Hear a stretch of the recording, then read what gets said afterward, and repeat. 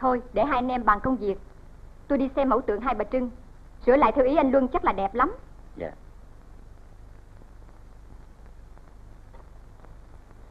Đại sứ cô Linh đã về Mỹ. Chắc chắn chỉ trong vài ngày nữa, Tổng thống Eisenhower sẽ tỏ rõ thái độ của mình. Đồng thời tôi cũng tin rằng đã đến lúc Hoa Kỳ bày tỏ lập trường với chính phủ Pháp.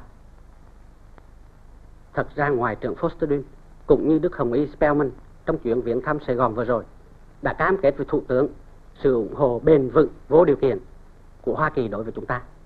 Cái đáng ngại là tướng Paul Ely, hình như ông ta bị áp lực của các giới ngân hàng và thương mại Pháp nên cứ thầm thuộc với các giáo phái.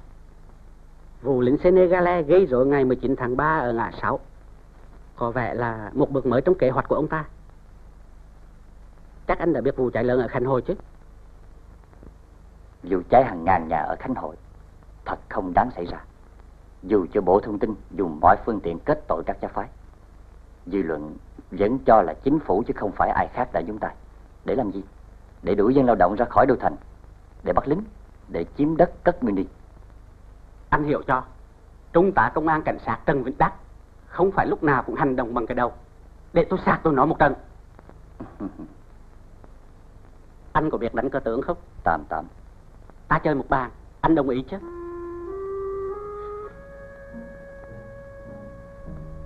Anh còn dạy giỏi đánh chút. Với tôi, con cờ nào cũng là chốt cả.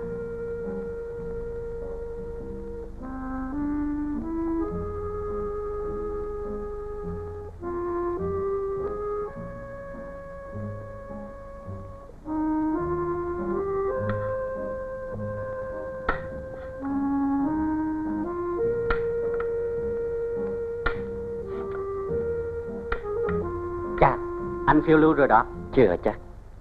Anh khuyết sĩ rồi. Đúng, khuyết sĩ tướng trở nên trơ trọi. Tôi sẽ nhớ lời anh. Nhưng đôi khi dính sĩ tướng song toàn mà tướng cũng ngã tới ngã lui.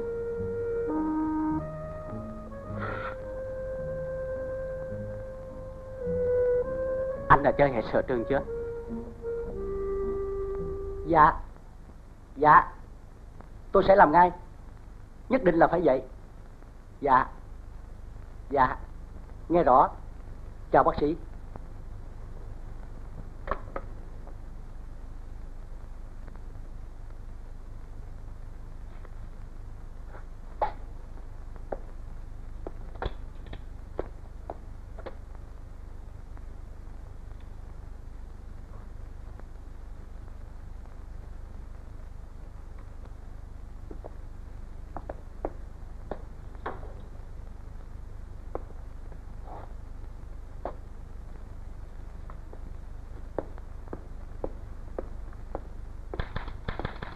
Tôi phải vào dinh, cô làm ngay hồ sơ này.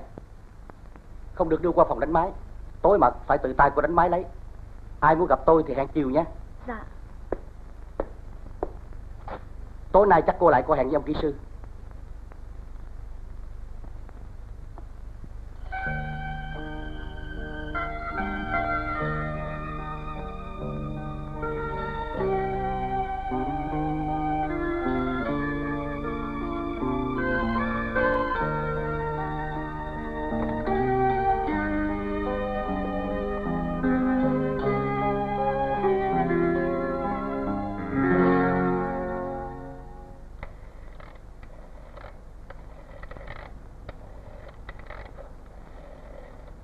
Alo, anh Luân hả? Dung đây. Anh có bận gì không? Chiều nay 5 giờ anh đón em nhé.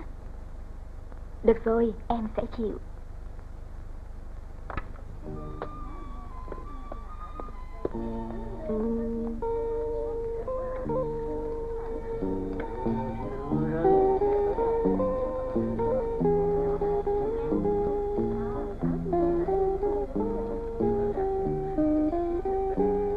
Em nhắc lại tối mai giờ rê là chúng hành quân để vây bắt Cỏ Mi Ngọc.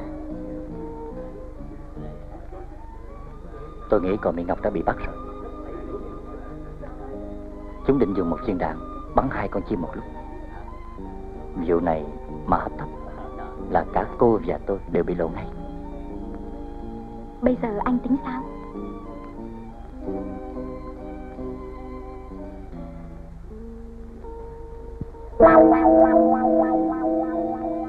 Anh có thấy tên đầu bạc kia đáng nghi không? Hình như hắn theo dõi bọn mình. Tôi đã để ý tên này từ hôm ở Đà Lạt, nhưng chưa thấy có dấu hiệu gì nguy hiểm.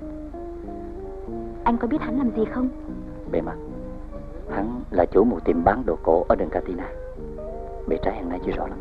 Em phải cố làm quen cho được kỹ sư Nguyễn Thành Luân. Khó quá, lúc nào cũng có con bé kia cặp theo, làm sao quen được? Nếu dễ thì đã không giao vụ này cho em. Được rồi, em sẽ cố gắng, nhưng anh đừng giục em nha. Ok.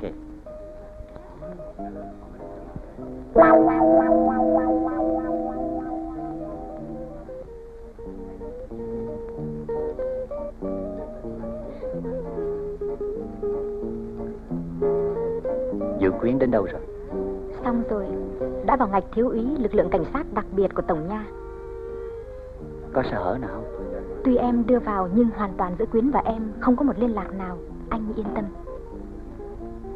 Quyến hiện mang tên gì? Dạ Lê Ngân. Cô nên thận trọng. Bọn chúng không phải là những thằng ngu đâu. Em biết.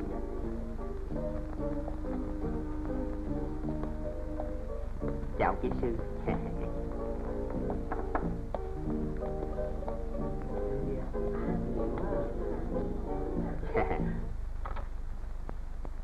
Cho mời bác sĩ Trần Kim Tuyến.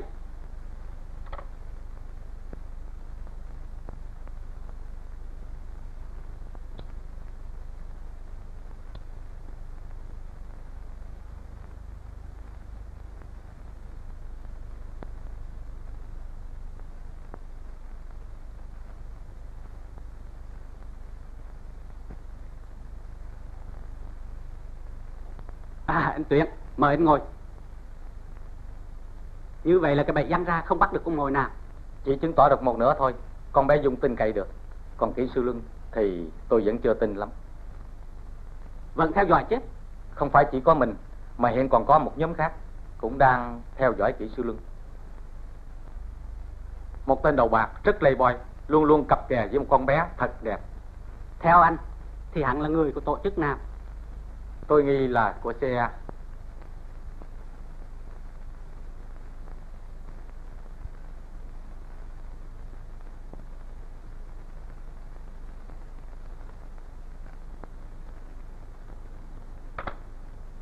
Anh sắp đặt cho tôi gặp con Miếng Ngọc tối nay. Thưa, tại đây ha, tại Tổng Nha? Tại đây. Alo. Vâng, tôi đây. Chào ông Trung tá. Gớm, sao hôm nay ông kỹ sư khách sáo thế? Đùa tí chơi. Tối nay anh rảnh không? Có nhiều người ái mộ anh lắm đó. Vậy à? Anh làm tôi hồi hộp quá. Không bận gì. Được chứ. Mấy giờ? 19:30 tại Văn Cảnh.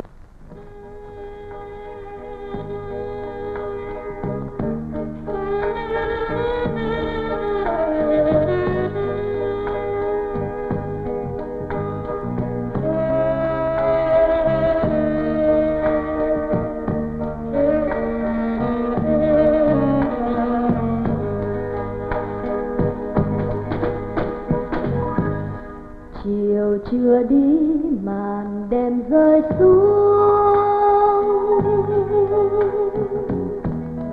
đâu đấy buông lững lờ tiếng chuông, đôi cánh chim bâng khuâng dã rời,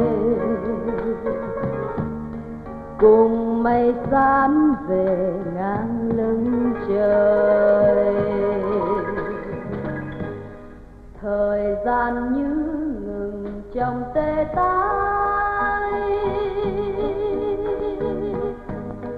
cây chút lá cuốn theo chiều mây, mưa giăng mắc nhớ nhung tiêu điều, thướt tha bầy ôi điều hiu. Chúng ta uống mừng tình bạn mới giữa anh Luân và Monique. Và giữa anh Đắc cùng chị Mỹ Trinh. Ra trong cố hương buồn lòng chinh phu. Đêm đông bên sông ngẩn ngơ kìa ai mong chồng. Đêm đông thì nhân lắng nghe tâm hồn tương tư. Anh không thích nhảy à?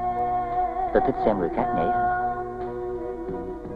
Ông bạn trai của cô đó rồi. Bạn trai nào? Cái ông có bộ tóc bạch kim đó. Anh lầm rồi, chú em đó. Vậy hả?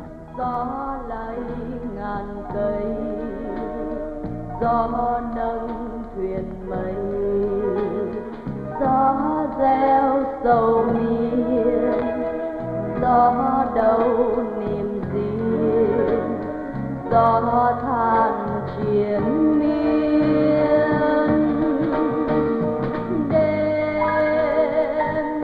Chú em tên Chiên, có tiệm bán đồ cổ ở đường Casino.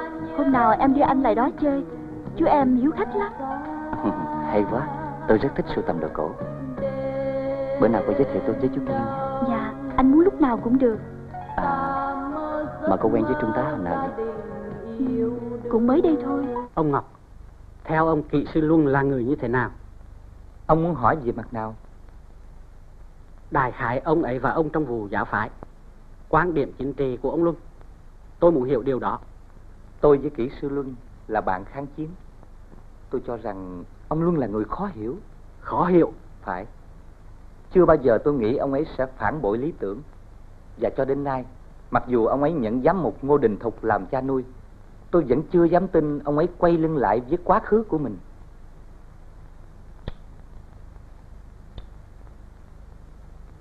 Nếu ông chịu hợp tác với chúng tôi như ông Luân, ông sẽ được tự do tức khắc.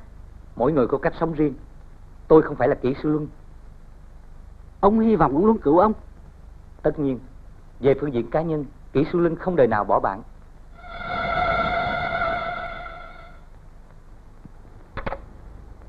Đúng như cô nói, Nhu xác nhận đã bắt anh Còn Mỹ Ngọc. Và anh Ngọc đã thừa nhận chính anh ấy móc nối với Bình Xuyên, đưa qua bên kia sông Xoài Rạp để chống lại chính phủ. Nhu muốn dùng anh Ngọc để áp đảo tinh thần tôi. Nhưng tôi phải gặp anh Ngọc. Có mạo hiểm lắm không? Không gặp anh Ngọc mới là mạo hiểm. Bác ba bảo em luôn luôn nhắc anh nhớ hai chữ chiến lược. Chiến lược? Chúng tôi đã được lệnh của ông cố vấn. Trung tá tổng giám đốc đi vắng, mời ông kỹ sư vào thẳng văn phòng trung tá. Can Phạm đang ở trong đó. Cảm ơn thiếu tá.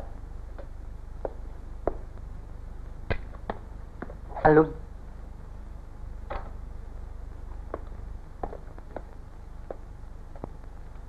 Anh Ngọc, nếu như cần một lời khuyên của bè bạn, thì lời khuyên đó là anh hành động như thế nào phù hợp với lương tâm của anh thì anh hành động.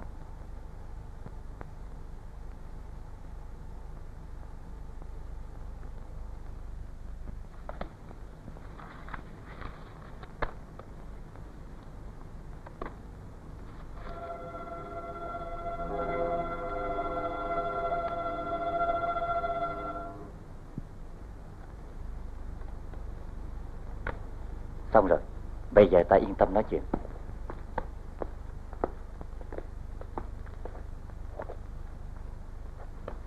Anh Ngọc, sao anh không tạm thời nhận làm việc với chúng nó?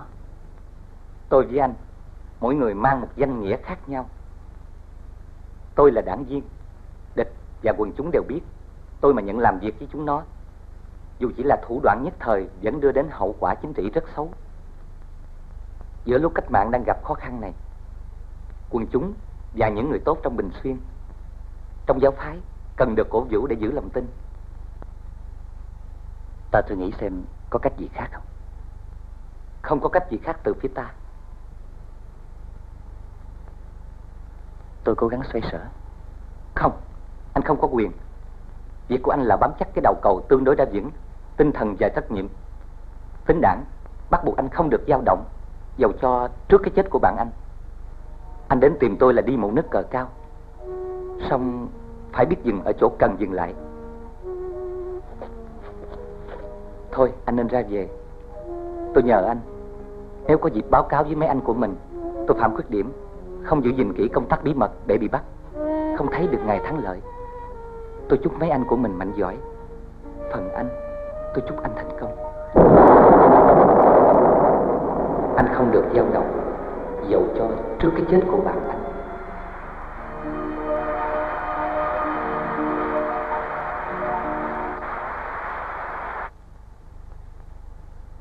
Anh Ngọc, nếu như cần một lời khuyên của bè bạn, thì lời khuyên đó là anh hành động như thế nào phù hợp với lương tâm của anh thì anh hành động.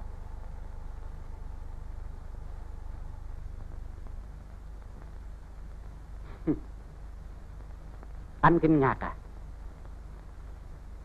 Nếu anh là bác sĩ, không phải lo tiền mà có bằng cấp, thì đây là việc rất dễ hiểu. Anh nên nhớ Nguyễn Thành Luân là kỹ sư. Kỹ sư thật đó, nghĩa là có đủ trình độ về vật lý và điện tử để chơi chúng ta một vố.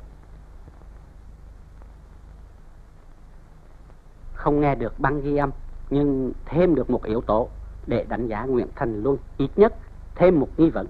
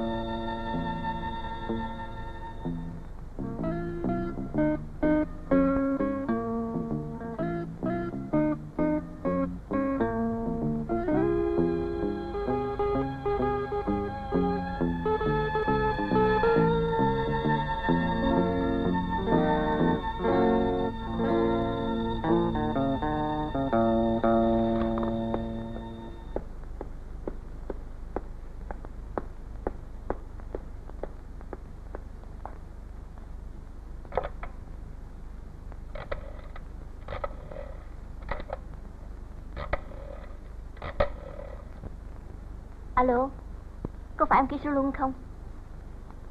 Dạ chào ông kỹ sư. Tiểu Phụng đây, chắc ông kỹ sư còn nhớ. Dạ, tất nhiên là phải có việc quan trọng mới gọi ông kỹ sư vào giờ này.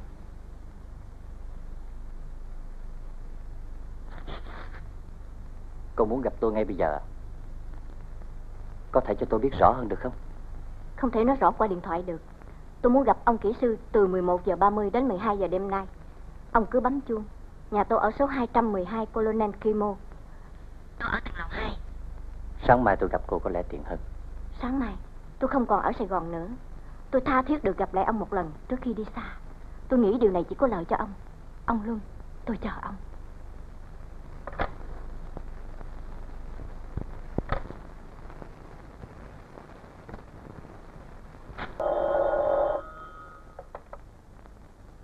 Alo, anh Luân hả? Dạ chưa, em còn đang đọc sách. Có gì mà anh gọi em vào giờ này thế? Anh nghĩ thế à? Vâng, em sẽ báo cho Thị Uy Ngân ngay. Vâng, em nhớ rồi. Nhà cô Tiểu